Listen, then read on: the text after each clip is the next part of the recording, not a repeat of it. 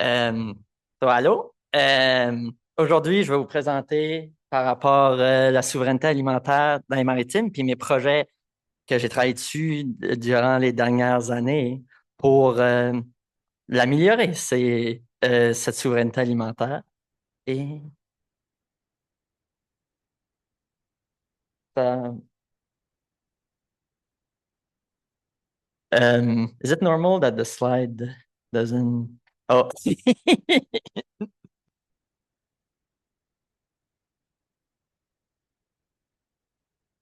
Ah, OK. So, je vais me présenter. Euh, je m'appelle Alexis Lejeune. Je suis originaire de Caraquet, qui est dans le nord-est du Nouveau-Brunswick. Et ça fait longtemps que l'agriculture est dans ma vie. Mon grand-père est agriculteur et on me voit en train de ramasser des patates quand j'avais 2, 3 ans. Euh, et ça a toujours fait partie de ma vie.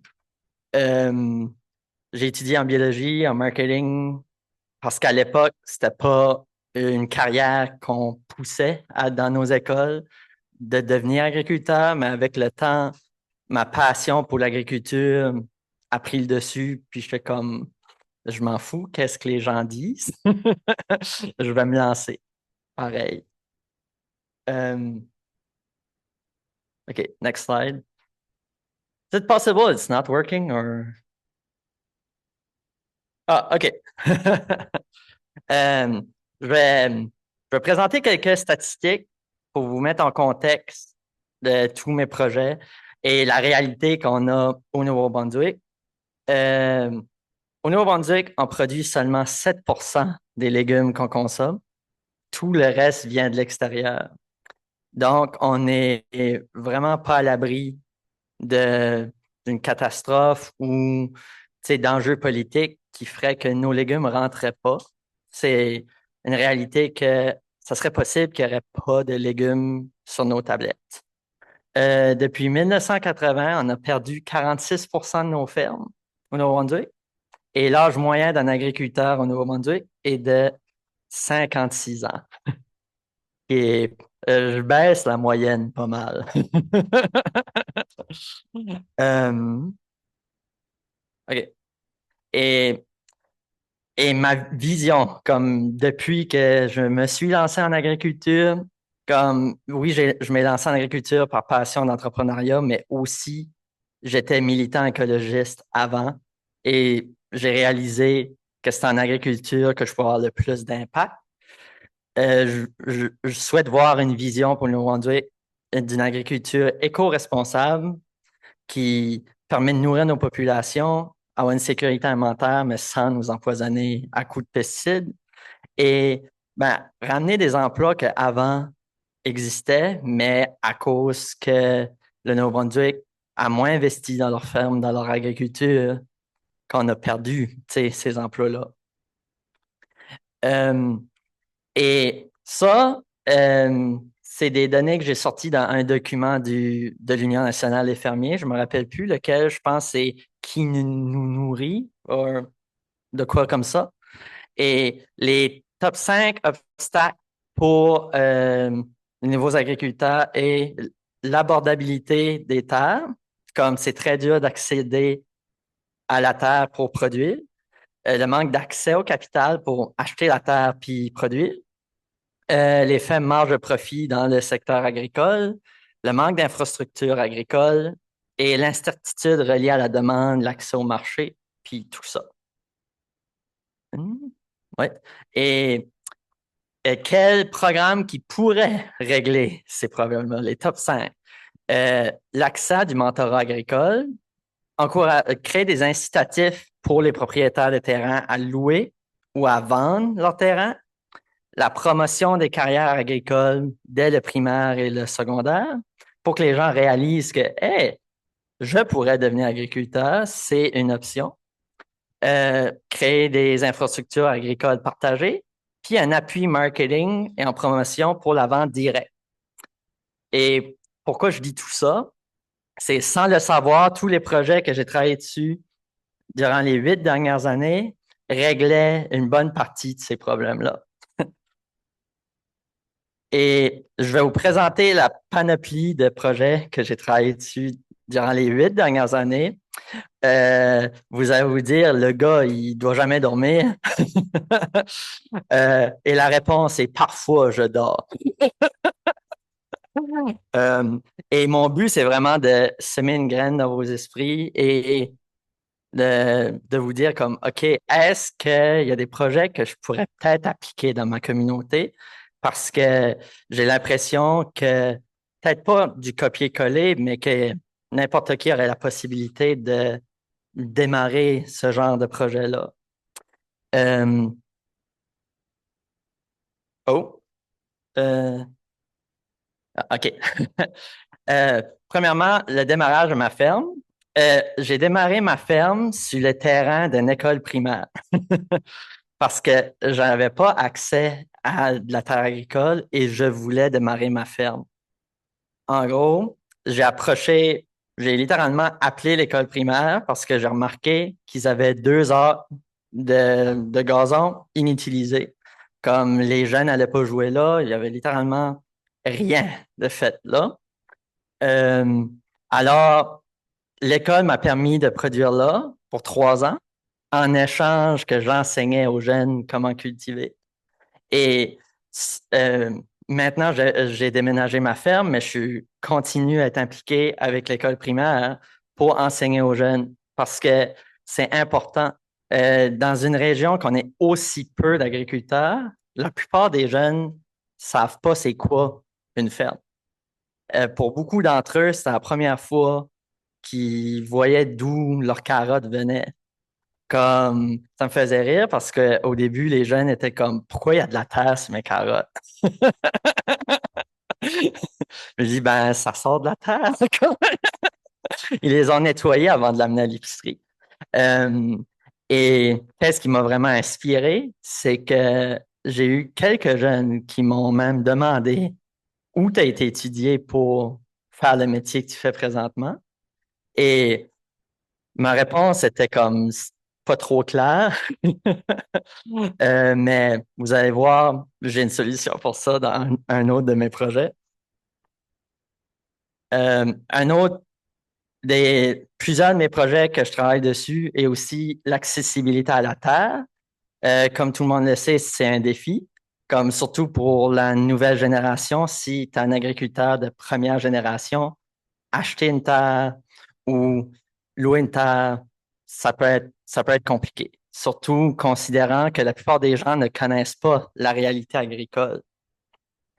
Euh, mais j'ai la chance que dans ma communauté, durant les dernières années, surtout avec la pandémie, ils ont finalement réalisé que, hey, on devrait avoir plus d'agriculteurs, on devrait avoir des programmes qui les soutiennent. Et la ville de Caraquet, j'ai travaillé pendant 2 ans avec eux autres pour développer un plan de zonage agricole dans la ville de Caraquet.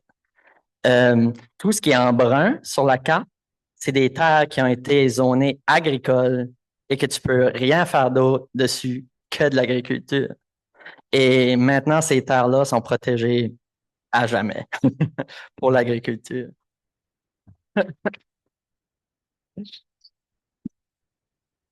Et Caraquet est la première municipalité à avoir emboîté le pas. Et pour vous mettre en contexte, au Nouveau-Brunswick, on n'a pas de zonage agricole, ça n'existe pas.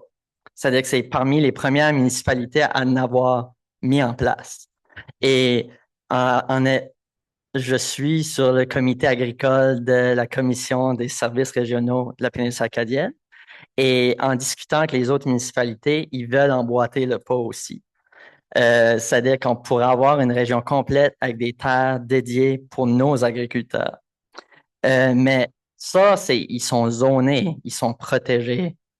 Ça ne veut pas nécessairement dire qu'ils sont accessibles. Est-ce que les gens vont être capables d'acheter la terre pour produire dessus ou est-ce que les gens sont prêts à le louer?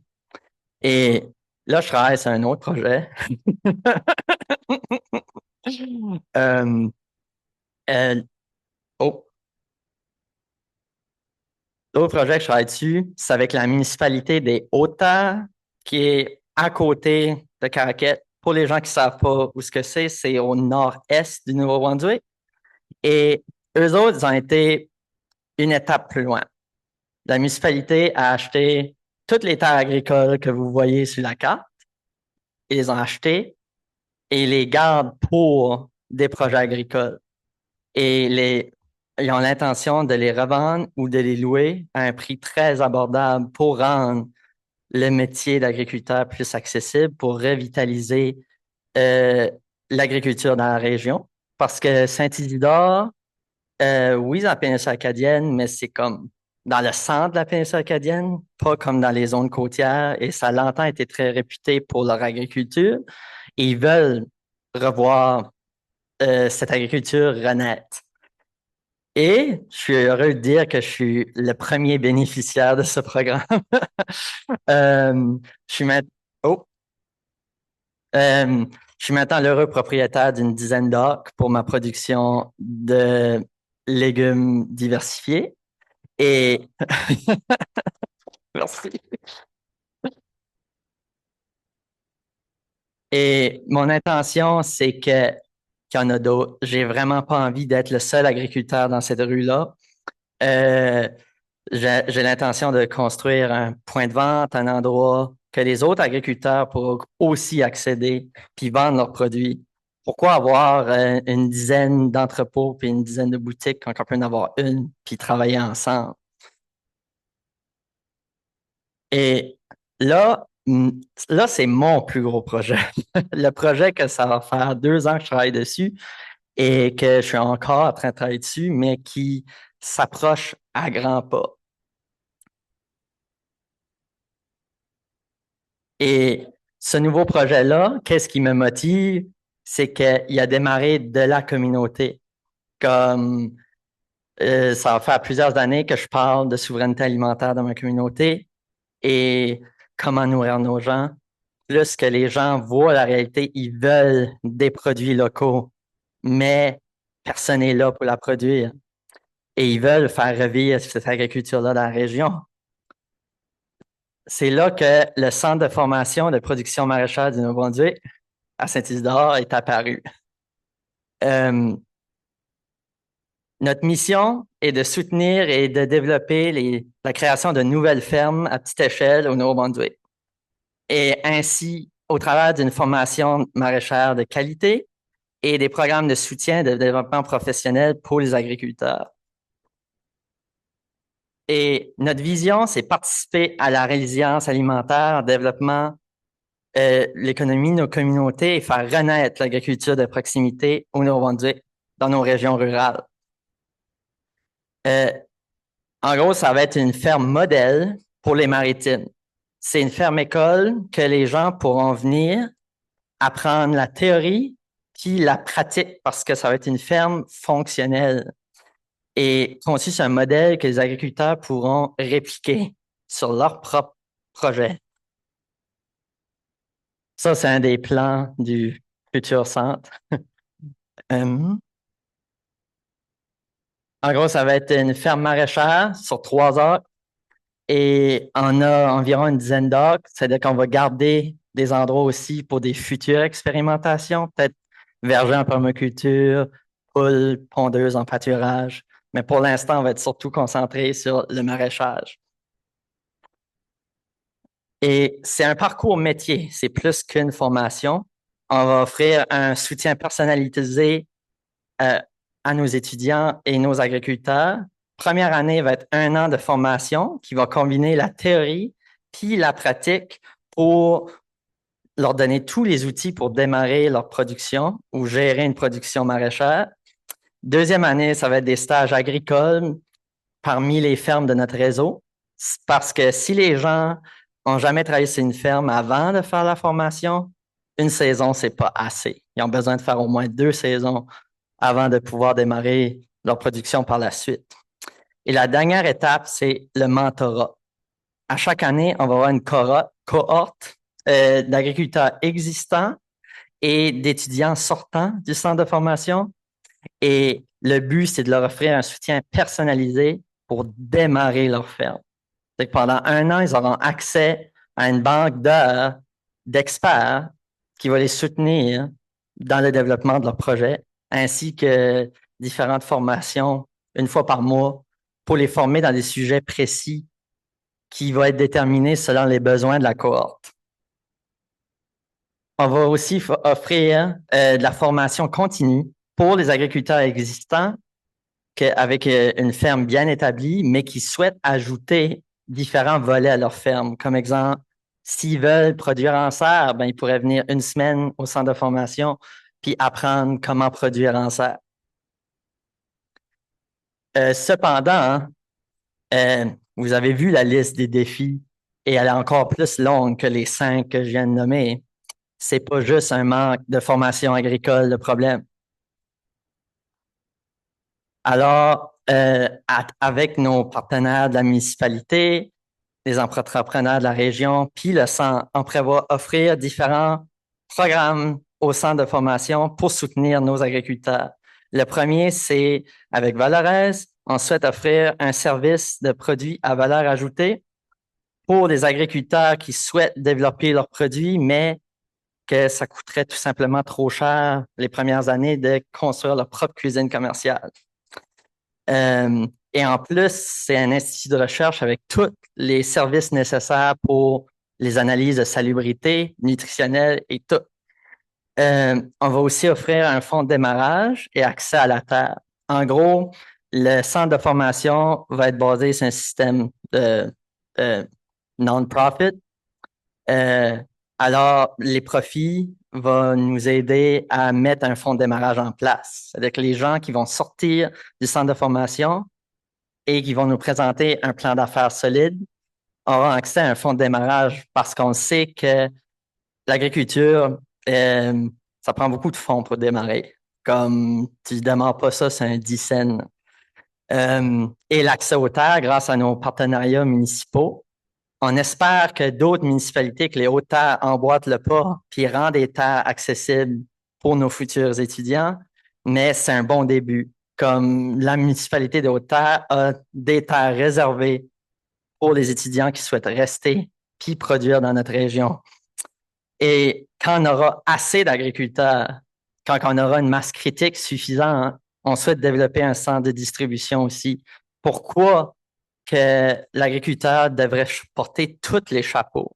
Pourquoi il devrait s'occuper de tout son marketing, faire distribuer ses légumes, alors que si on s'unit pour vendre nos produits, on peut plus facilement les distribuer puis les vendre à un plus grand nombre de personnes. Alors, c'est ma mission. Et là, j'ai changé mes diapositives. I'm gonna switch to English because I want to be sure everybody understand that because Charlie really inspired me yesterday. And I realized how, to a certain point, I was like, how those project is happening and why it's happening to me. Like, I'm like, I know I'm easy to talk to and whatever, but I'm like, why?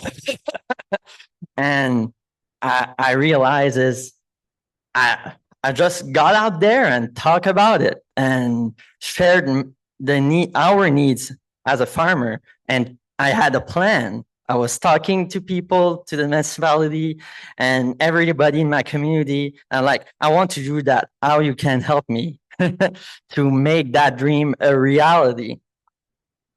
And I always dream big. It's at the beginning when I started my farm, my vision was I want to feed New Brunswick with my farm.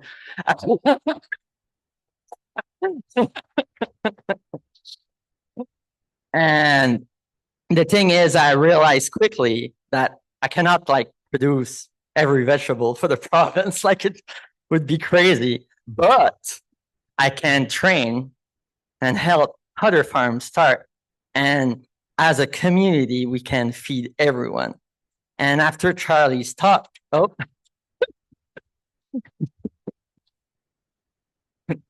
after Charlie's talk, I'm like, why I'm limiting myself to New Brunswick?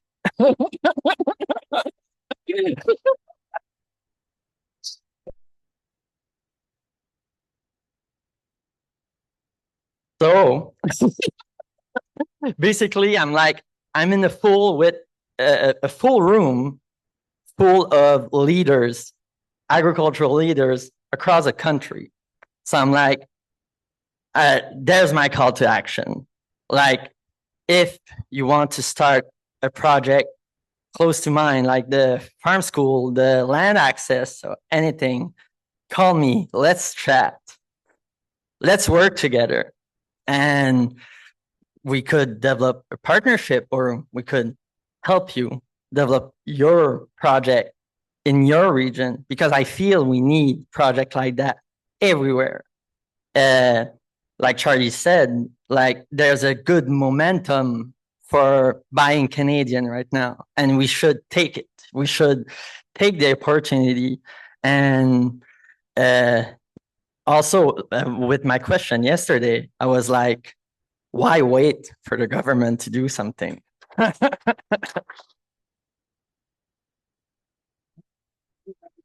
Oh, okay, but who's for me? So yeah, we'll have time to chat, but I've blown my 20 minutes. But you have my contact. I'm gonna be here until tomorrow. So if you want to chat about it and we could work together, just come see me.